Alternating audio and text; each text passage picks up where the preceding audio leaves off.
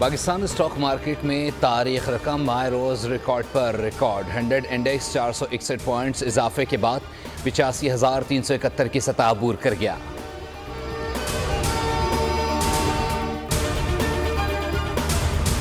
वज़ीर-ए-आज़म शहबाज शरीफ ने वफाकी काबीना का इजलास आज 11:30 बजे तलब कर लिया। मुल्की सियासी और मुआशी सूरत हाल पर तबादला ख्याल किया जाएगा।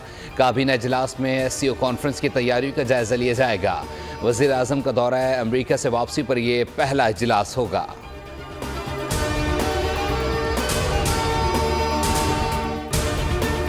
अंधेर नगरी चौपटराज हुकूमत की जानिब से इस्लामाबाद इंटरनेशनल एयरपोर्ट को 15 साल की लीज पर देने का मामला तनाज़े का शिकार हो गया। पाकिस्तानी और बैनुल-अक़वामी हवाई अड्डे के ऑपरेटर और सरमायाकारों पर मुश्तमिल कंसोर्शियम की बोली दहिंदा को 5 मिनट तक गेट पर रोका गया।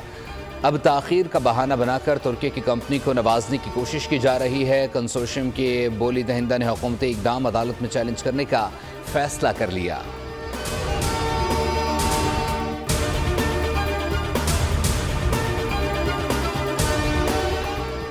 सिंध हाई कोर्ट में बिजली के बिलों में टैक्स वसूली के खिलाफ दरख्वास्त मौक़िफ़ इख्तियार किया। बिजली के बिलों में टैक्स बुनियादी हुकूक़ की खिलाफ वर्जी है।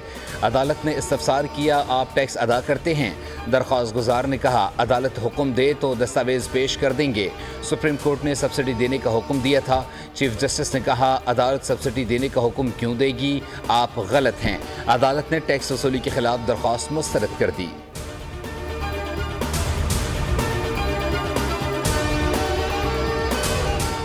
कराची में जिना इंटरनेशनल एयरपोर्ट के करीब धमाके की तहकीकात जारी। तहकीकाती टीमों का तीसरे रोज़ भी क्राइम सीन का दौरा।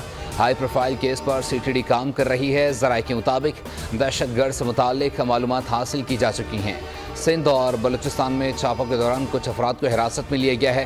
क्राइम सीन को क्लियर करने तक नफरी तैनात रहेगी।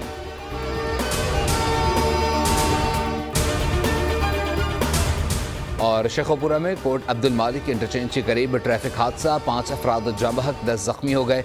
लाशों और जख्मियों को अस्पताल मुंतकिल कर दिया गया।